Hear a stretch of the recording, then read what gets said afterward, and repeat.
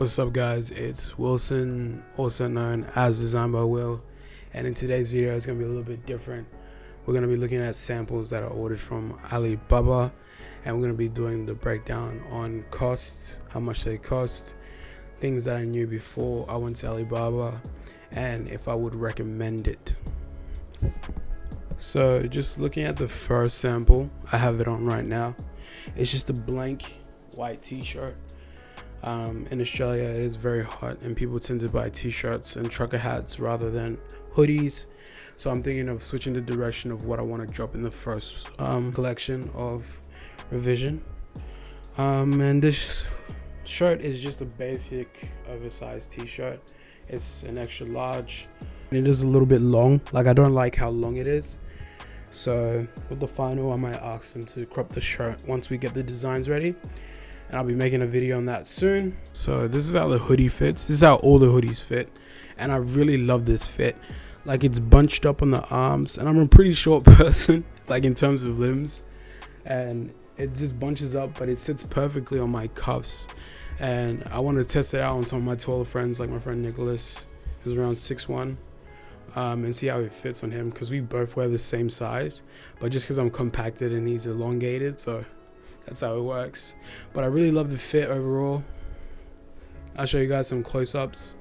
Nice fit. At first I thought this was French terry. They offer French terry, but it was just 50% polyester and 50% cotton. I couldn't tell the difference, and I'm not giving you guys any ideas, but you could. Nah, I'm not gonna say that. But anyway, this is how it fits. Well, look at the blue one. So I did up a poll on Instagram of all these, and people really love this blue hoodie. And as you guys can see in the close-up, this is not really a white, it's more so of a cream, and I sent it out to the manufacturer and they were able to get that for me, which is really good, because the first time I ordered samples they turned out horrific. So I'm really happy on how this sample turned out. But yeah, it's a really cool sample. One thing that I did get wrong about this sample was the color. Like, I did make a video making tech packs, and I wish I would talk about that later on, but I wish I got samples of all the color fabrics rather than just sample them directly from their site. Now this black hoodie is a little bit different, mainly because I got a screen print on the back. Originally I wanted to print on the shoulders, which was an issue. We'll talk about that one later. But overall, I like this hoodie, but it wasn't the favorite. And if I were to put these in mass production, I'll probably just do the blue hoodie.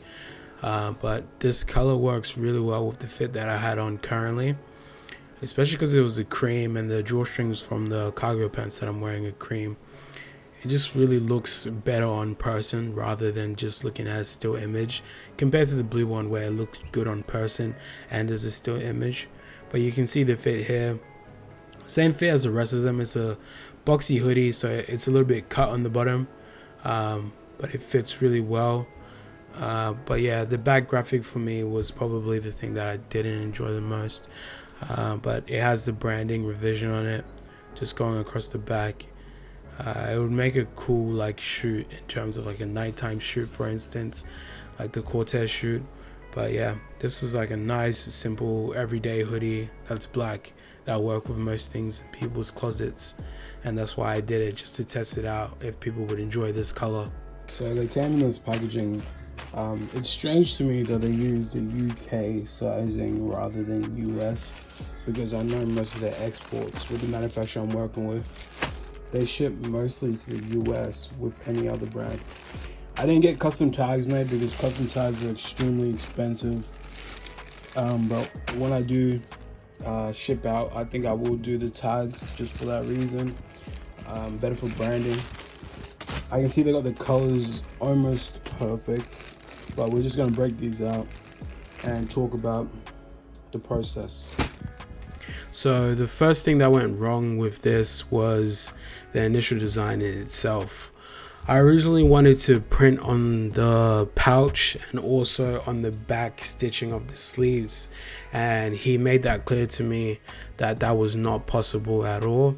What I'm thinking is, because they print before they put the garment together, so they cut out the garment and then they print on it and then they stitch it together to make sure everything fits, instead of having the garment ready and then printing on top of the garment. Mainly because I don't think they use normal screen printing stations. They might have those like big batch stations where it's like a big machine that just goes straight down, prints, and then it's on a conveyor belt that keeps pushing out items, rather than the traditional screen print, how you feed it onto the screen print and then you lay down the screen and then you print it, which might be why. And I was just shopping around other manufacturers asking if they could do it, but most of the other manufacturers also rejected that with Crest. And that's where if you're printing locally, you could source that, or if you're printing by yourself, you could also do that, because most of these designs are just one screen, because it's all just one vector image. And it was actually very stressful, because I think it was like a 4-day process just trying to figure out what are we gonna do. They offered me some other hoodies where there is no kangaroo pouch and you can just print directly in that area, which was okay, but the hoodies were on the sides, and my friend who I'm talking to, he said those are really annoying. So just for the user experience, I wanted to keep the classic hoodie fit, but I might go and try those hoodies and see how it fits, because that was an option, and it is a lot cheaper rather than the kangaroo pouch. I don't know why, but yeah, that's what happened. And if you guys were looking towards printing with Alibaba, I would recommend you guys list out everything. One other thing that I forgot was measurements of my actual logos. It's important that you have measurements, but you can do bespoke. Bespoke means that you have a design and they match it to scale on each sizing. It is a little bit more expensive, but I didn't get the numbers. I can't believe it would be much more expensive than having just one logo. Maybe it's $20, I guess, each sizing going up, and bespoking it for that. But it is a little bit more labor, so I'm guessing it would be a little bit more expensive in terms of pricing. Now I'm just going to bring up PayPal here and just talk to you guys through how much everything costs. So initial payment, and I would recommend you guys do this to save yourself from getting scammed. Do payments in 3s or either in 2s. The initial payment that I did was $305.44 AUD, and that was for the whole package and everything. And then I did a final payment of $85 also AUD. Now mine wasn't split completely evenly, but it did work with the manufacturer. He said that's the only way it could work. And looking back, and I just worked with a different manufacturer and they both used Alipay, and they could have done 50%. So yeah, I mean, the quality of the hoodies actually came, so I'm not too stressed. But in further events, I would ensure that if they can't do split payments properly 50-50, I won't go ahead and commit to the project, just to save myself from getting scammed. In total, just for those samples, 85 plus 305 is 390 Australian dollars. That's, I don't know how much that is AUD off the top of my head, but it was pretty expensive to get those samples.